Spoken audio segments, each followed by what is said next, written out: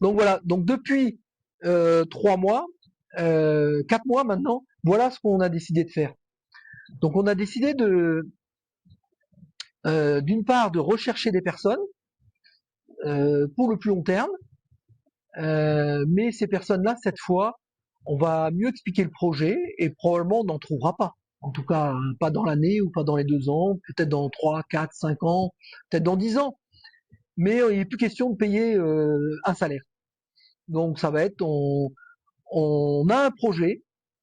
Si vous y croyez, eh ben vous venez habiter avec nous et normalement vous devriez aussi participer comme on fait nous au projet. Alors si ce sont des gens qui arrivent du Canada ou de France qui voudraient euh, faire le projet avec nous, donc c'est peut-être envisageable, ils pourraient avoir un petit peu d'argent et qu'on convienne ensemble qu'est-ce qu'on peut faire par mois pour avancer ensemble sur le projet, vivre ensemble sur le projet avec des objectifs communs. Pour des Africains maintenant, c'est probablement pour des, bon, je vais pas généraliser, pour des Ivoiriens, c'est probablement peine perdue, pas parce qu'on n'est pas capable de trouver ce type de profil, mais parce que probablement ils n'auraient pas d'argent. Donc, si on reprend des Ivoiriens, on fera peut-être des exceptions. On voit que quelqu'un est réellement motivé. Cette fois, on ne donnera pas de paye. Mais il vient vivre avec nous, il sera nourri et il va devoir travailler pour, avec des objectifs communs, de générer des revenus. Mais faut qu'on y croit à ces revenus. Moi, je peux donner un exemple.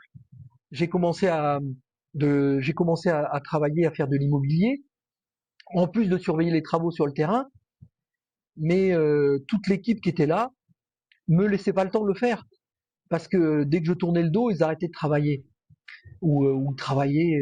Tu sais, quand tu veux faire une tâche que tu n'es pas motivé, un travail que tu pourrais faire une demi-heure, tu peux mettre aussi 4 heures. Donc, lorsque je travaille avec eux toute la journée, le travail avance à peu près parce qu'ils sont obligés de travailler à mon rythme. Mais dès que je m'arrêtais pour, par exemple, faire mon site internet pour faire de l'immobilier, il n'y a plus rien qui avançait sur le terrain. Et donc, s'il y a des gens qui viennent sur le terrain, moi, je leur explique les projets sur lesquels on pourrait générer de l'argent. Et l'immobilier en est un. Donc, c'est moi qui ai la compétence. C'est moi qui ai déjà travaillé dans l'immobilier avec mon ex-femme là, qui était agente immobilière. Je l'avais aidé à, comment ça s'appelle, à étendre sa clientèle en offrant des services internet pour les clients et ainsi de suite, ou trouver des maisons à vendre et ainsi de suite. J'avais essayé de travailler de l'aider. Donc et puis comme j'avais vécu avec elle, j'ai vu comment ça marchait un travail d'agent immobilier. Et puis j'ai la compétence aussi pour faire des sites internet. Donc ces deux compétences cumulées, plus je vis sur place. Je vis sur place donc pour trouver des terrains et essayer de faire venir des gens qui habitent au Canada ou en France, en Occident d'une manière générale. Je peux être très très bien placé pour leur trouver des bons terrains et que ce soit sérieux, s'ils investissent de l'argent, qu'ils aient peu de chances de le perdre. Mais pour ça, il faut du temps.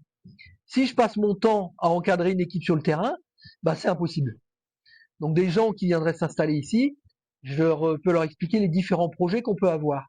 Les projets sur lesquels moi-même je peux travailler, qui sont l'immobilier, et les projets en fonction de leurs compétences sur lesquels ils pourraient travailler. Par exemple, on peut faire un champ de manioc, essayer de le transformer en farine, ou vendre le manioc brut, ou faire d'autres choses. Comme on a commencé à le faire, on a commencé à planter du cacao, on pourra essayer de faire des recettes de cacao plus tard, ou autre chose. Il y a plein de choses à faire en fonction des compétences des gens. Maintenant, il faut qu'ils soient motivés. Et donc, si c'est pour cette raison, on s'attend pas à ce quelqu'un qui vienne travailler avec nous rapidement, honnêtement. Mais pourquoi pas? On verra. Donc, en attendant, on prend une autre piste. Donc, on a décidé de prendre des travailleurs temporaires, mais avec notre expérience qu'on en a vécu 3 ans, on, on sait ce qu'il faut faire. Si on prend des travailleurs temporaires, d'abord, il ne faut pas prendre n'importe qui. Donc, le fait d'avoir vécu depuis 3 ans, on commence à connaître un petit peu tous les gens dans la région.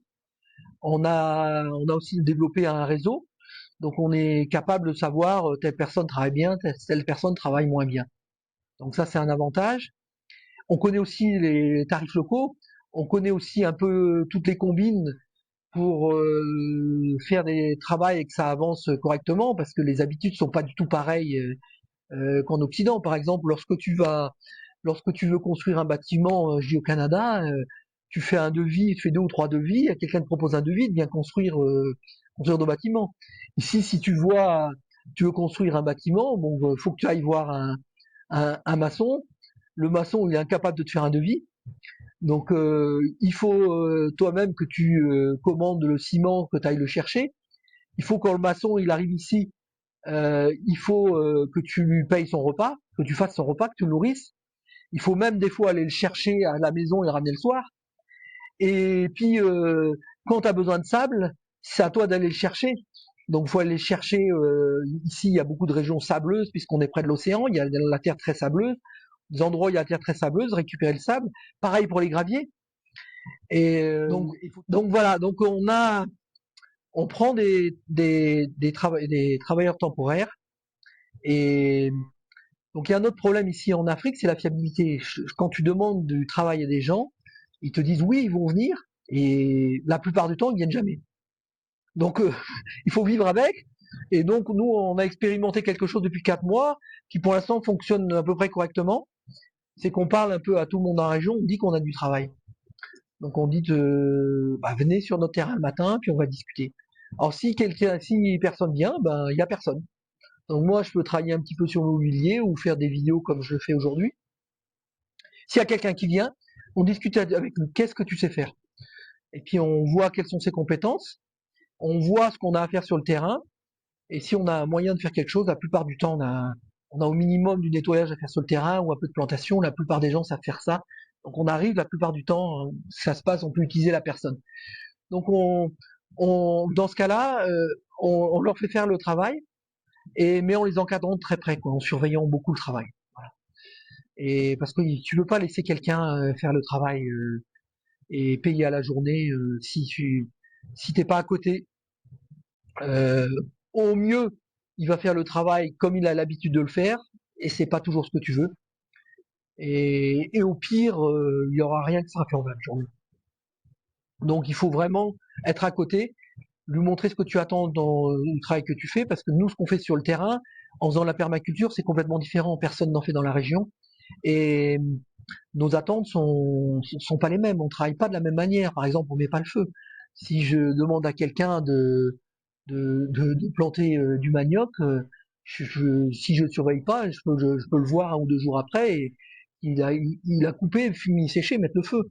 Et bon, c'est un exemple peut-être un peu excessif, mais on en est presque là. Donc il faut vraiment tout surveiller. Et donc on travaille comme ça depuis quelques mois, ça fonctionne, je dirais, à peu près correctement. Et ce qu'on a constaté aussi, c'était que, comment je pourrais dire ça, c'est quand on avait des gens qui vivaient avec nous, on avait mis un focus sur les revenus pour l'équipe, parce que comme on doit partager les revenus, d'abord parce qu'on dépensait beaucoup parce qu'il y avait une équipe sur place, et l'équipe, on voulait qu'elle gagne un revenu, donc on avait mis un focus sur toutes les possibilités qui nous permettaient de gagner des revenus. Et encore une fois, j'avais la possibilité la plus facile qui pouvait être l'immobilier, mais je pouvais pas le faire parce que autrement, sur les autres travaux, ça n'avançait pas. Donc maintenant qu'on n'a plus d'équipe, on peut faire un peu différemment. Et en particulier, on a mis en avant les travaux un peu de confort sur le terrain. Parce qu'avant, on avait tout mis de côté. On a vécu une saison des pluies avec des fuites dans notre toit. Donc à chaque fois qu'il pleuvait la nuit, on était mouillé. Et parce qu'on avait mis le focus on a essayé de tout ce qui pouvait gagner des revenus. Réparer notre toit, ça nous permettait pas de gagner de l'argent. Donc maintenant, depuis 4 mois, on a fait le focus sur les réparations. Donc on a refait les toits de l'endroit où on dort. Bon, c'est pas encore parfait, mais on a amélioré, on va encore travailler là. On a fait le garage, on refait le toit aussi. On a refait complètement le magasin, là, on a refait une bonne partie des murs parce qu'il y avait un toit avec une pente qui était trop faible. On a fait un toit avec double pente. On a surélevé les murs. On a mis aussi un chaînage en haut parce que le mur était en train de se fissurer. Et on a refait toute la charpente et on a mis des tôles de qualité. Et on a refait aussi un enduit au ciment à l'intérieur et refait la dalle, quoi. Un peu quasiment fait, je dirais, 70% du bâtiment. On a fait un préau de 50 mètres carrés qui va être une pièce de vie où on va pouvoir faire la cuisine, expérimenter des recherches, comme faire de la farine et ainsi de suite, et faire du séchage et des choses comme ça. Donc cette pièce-là, on l'a faite quasiment à 100%, quasiment sans maçon, hein. Simplement avec des gens qui venaient le matin, qui n'étaient pas maçons, c'est moi qui dirige un peu les travaux. Allez, vous faites du ciment, vous faites ceci, on fait comme ça. Et on a quasiment tout fait ensemble. Et puis on a fait aussi des finitions sur tous les murs, là, cette fois par contre avec des maçons spécialisés. Et on a commencé un château d'eau. Et ça aussi, c'est un des points sur lesquels on travaille depuis 4 mois, c'est on s'est dit que pour des travaux un peu plus spécialisés, où il fallait plus d'expertise, on essaye de prendre donc des gens qui sont plus qualifiés, mais on n'a pas les moyens de les faire venir d'Abidjan, parce que les gens qualifiés sont tous à Abidjan quasiment. Et si tu prends une équipe d'Abidjan, bah faut tout payer. Faut payer le transport. Quand ils arrivent ici, ils n'ont pas de logement, faut payer le logement. Et bon, faut payer la nourriture, un midi soir, logement, transport. Et puis ils ont des attentes au niveau salaire bah, qui sont pas dans ce qu'on est capable de donner. Et donc ça nous réduisait là, nos possibilités de trouver des travailleurs qualifiés. Alors ce qu'on a fait depuis quelques mois, c'est qu'on voit de temps en temps dans la région, il y a des gens qui ont des travaux. Donc quand il y a des travaux, on va discuter avec les équipes qui sont en train de faire les chantiers. Et la plupart du temps, effectivement, c'est des gens qui viennent d'Abidjan. Et donc et là on discute, comme ils sont déjà sur place, est-ce qu'ils peuvent pas venir travailler quelques jours chez nous? Parce que la plupart du temps, ils sont quand ils viennent ici, c'est sur des gros travaux. Quand tu fais déplacer une équipe là, pas loin de chez nous là, on a des maçons qui sont en train de construire une quinzaine de logements pour faire en gros pour les fonctionnaires. Et donc on allait voir les maçons et on leur a demandé de venir travailler un peu avec nous. C'est eux qui nous ont aidés à faire le château d'eau. Donc ça nous a évité de payer les déplacements pour venir ici. On a réduit nos dépenses et on a quand même quelques petits revenus. On a les revenus avec les caoutchoucs qu'on vend et l'artémésia. Et l'immobilier, je commence à avoir des revenus puisque j'ai vendu 2 terrains. Bon, j'ai pas encore touché l'argent, hein, je vais pas toucher des sommes énormes, mais je prends pas énorme en gros. Et puis donc puis en plus quand je vends un terrain, j'ai des frais. C'est-à-dire ici, la plupart des gens qui vendent des terrains, ils n'ont pas d'argent, donc si tu prends quelqu'un d'intermédiaire pour vendre un terrain, il te demande de tout payer. Tu vas prendre le bateau, il te demande de payer le bateau. Euh, tout le moindre déplacement, il me demande de payer. Moi, je demande à la personne à qui il m'a confié l'achat d'un terrain, je demande rien de payer, je me débrouille pour me déplacer, soit je vais à ma moto, soit je paye le transport, je paye même des fois les boissons quand je vais voir le chef de village.